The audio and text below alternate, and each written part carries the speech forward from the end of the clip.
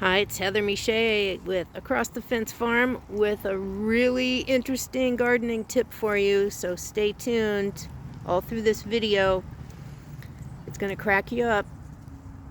If this is helpful to you, please do like the video, ask any questions, make comments in the comment section, and hit that subscribe button. Love to have you following along for healthy, sustainable living and gardening tips.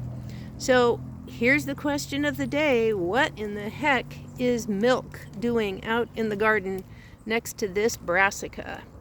This is a purple sprouting broccoli, and here's another one right here with some more milk. So I don't drink cow milk. However, I went to clean out a friend's refrigerator who had indeed an incident that got him into the hospital. And when I went to clean out the perishable food, here's all this milk. Past date, but unopened. And I thought, what in the heck am I going to do with this? And I ended up checking with one of my mega gardening pals. And she said, oh, well, use it on your cruciferous vegetables and your leafy greens, i.e. your calcium-loving plants.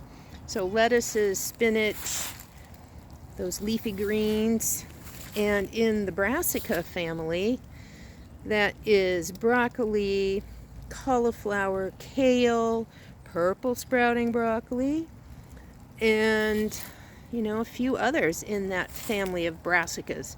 So I am literally just going to take the milk and just going to pour it all around this purple sprouting broccoli plant. And another thing that this is good for, the milk, is if you have a really acidic soil, it helps neutralize that acid. So that's another great use of milk, cow milk. And my friend said, who suggested this, she said, Farmer Jim, her husband, actually makes sure that they have milk on hand to use it as an amendment. That's a mouthful. But using it as an amendment to their garden soil for this very type of thing. So another purple sprouting broccoli here, giving it some milk. What a great tip, huh?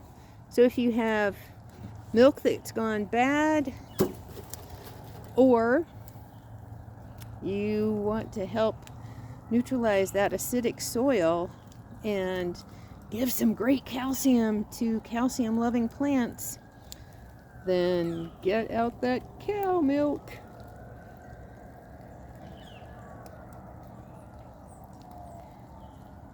I'm going to head next with this additional container. I'm going to head back to the kale and douse another half a gallon on my kale in the back.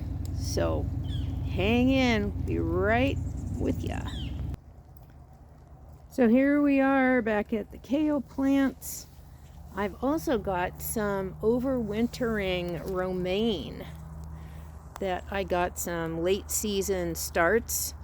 Stores are trying to close out veggie starts. Folks think, oh gee, end of summer, gardening's over. That's a little side tip to get in there for you, because look at how great these guys are doing. And I've got my tent here, my old shower curtain that I just moved off of this area of bed because it's just started raining finally. So get these guys a little bit of water. But look how great these romaines are doing. Yeah. And I do that tent so that when it's freezing, overnight, I just bring this over this end of the bed, and you can see I've got some kale, got some chard, some rainbow chard, some red chard, and there's some yellow chard. Some of these I just need to pull out, like this old salad mix greens they've seeded, obviously. In any case, letting them grow. Heck yes. But that tent will do a little bit of prevention in keeping these from getting completely frozen. And so we'll see how they do over winter. If it doesn't get down into the teens, I'm guessing they might do okay, as long as they're tented a bit from the freezing cold. So back to this crazy notion of using cow milk on plants. What a great no waste tip though. So here the kale, I've got some curly there.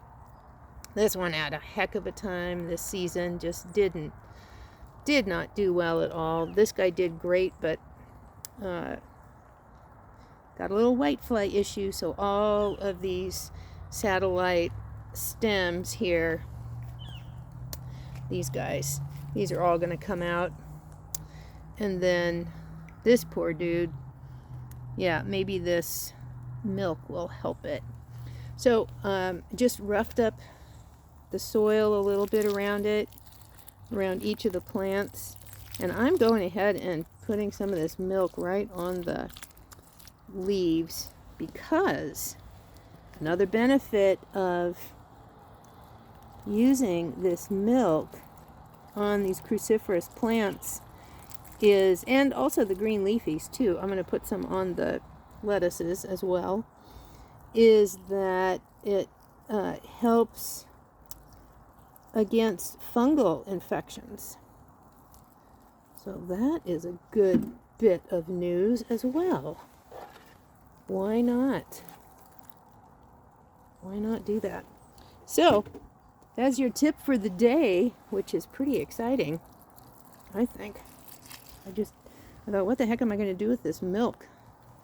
And so get some on the romaine here, and this guy, and I'm going to even put some on the chard too. This chard's doing pretty well. It's a leafy, that qualifies. So leafy greens and the brassica family all will benefit. If you got some old milk, just spread it around the soil on your leafy plants and see what happens. It's giving some nutrients into the soil and thereby into the plants. So there you have it. Who would have guessed? Hope to see you tuning in to the next videos. Live simply, healthfully, sustainably for yourself, your health, and the health of the planet. Thanks for tuning in. Like this video if it was full of tips for you, and follow along. Take great care.